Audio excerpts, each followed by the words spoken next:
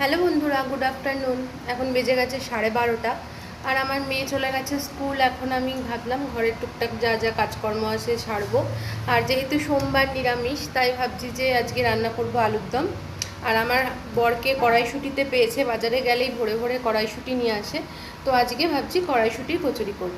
তো এতগুলো কড়াইশুঁটি রয়েছে আর এইটুকু ছাড়িয়েছি, বাকিগুলো এবার ছাড়াবো, ছাড়িয়ে রাখবো। সন্ধেবেলা করব হচ্ছে পুরটা তৈরি করব। তো আমি এবেলাতে আলুর দমটা করে রাখছি, আর রাত্রেবেলা কচুরির জন্য যা যা প্রিপারেশন দরকার সেগুলো রাত্রেবেলা করব। তো আলুটা সেদ্ধ করে ফেলেছি, আলুর দমটা আমি এবেলাতেই করে নেব।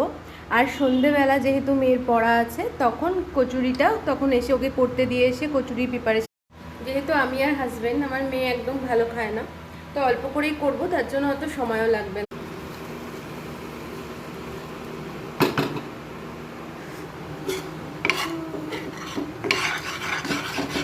আমার আলুর দম হয়ে গেছে, আর কড়াইশুঁটির পুরটাও আমি এবেলাতেই করে নিলাম।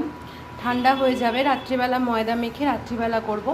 আর মেয়ের জন্য করেছি একটু চাটনি, আমার মেয়ে চাটনি খেতে খুব ভালোবাসে। তো চলো বন্ধুরা, আবার পরে দেখা হবে তোমাদের সাথে। তো এখনের মতো কাজকর্ম শেষ হয়েছে, তো এবার একটু রেস্ট নেব। তারপর মেয়ে আসবে 5:30, ওকে আনতে যাব, বাস আসবে। তো আবার চলো তোমাদের সাথে বিকেলে দেখা হবে।